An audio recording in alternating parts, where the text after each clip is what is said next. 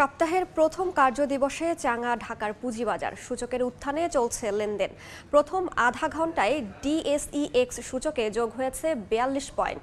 Share বাজারের সবশেষ খবর জানাতে এই মুহূর্তে রাজধানীর মতিঝিলে আছেন সহকর্মী আলতাফ হোসেন। সরাসরি যাচ্ছি তার কাছে।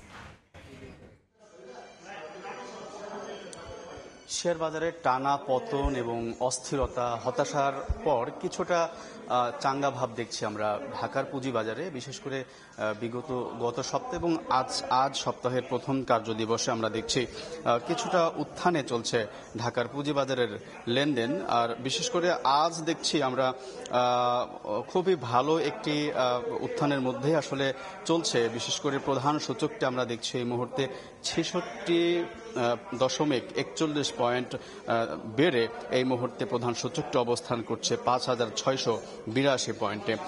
বিনিয়োগকারীরা বলছেন এটি আসলে অনেকটাই, তারা বলছেন যে ইতিবাচক ধারায় বইতে শুরু করছে পুঁজিবাজারের লেনদেন।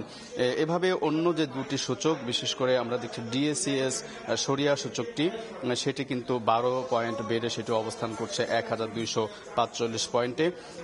বাছাই সূচকটিও আমরা দেখছি ২২ পয়েন্ট বেড়ে সেটি অবস্থান করছে ২,০৩০ পয়েন্টের উপরে। একই সঙ্গে আমরা যদি বলি আজকে বাজার লেনদেনে অ্যাকচুয়ালি মূলত ৭৪,০০০ লেনদেনের বিপরীতে মোট টাকার অঙ্কের লেনদেন আমরা দেখছি ৩০০ কোটির উপরে আজ লেনদেন হয়েছে এবং অধিকাংশ কোম্পানির বাজারে অধিকাংশ কোম্পানির শেয়ারের দর কিন্তু বেড়েছে। আমরা দেখছি ২৮০টি কোম্পানির শেয়ার আমরা দেখছি বেড়েছে। একই সঙ্গে আমরা যেটি দেখছি বিগত সপ্তাহে বিশেষ করে বিএসইসির চেয়ারম্যান শিবলি রুবাইতুল ইসলামের নিয়োগের পর এবং একই সঙ্গে যে শেয়ারের যে মূল্য কমার যে সীমা সেটি যখন নির্ধারণ করে দেওয়া হয়, তার পরবর্তীতে কিছুটা অস্থিরতা হলেও গত সপ্তাহে এবং আজ সপ্তাহের প্রথম কার্যদিবসে বেশ উত্থানের মধ্যেই চলছে ঢাকার পুঁজিবাজারের লেনদেন। এই ছিল আমার কাছে থাকা পুঁজিবাজারের সর্বশেষ খবর।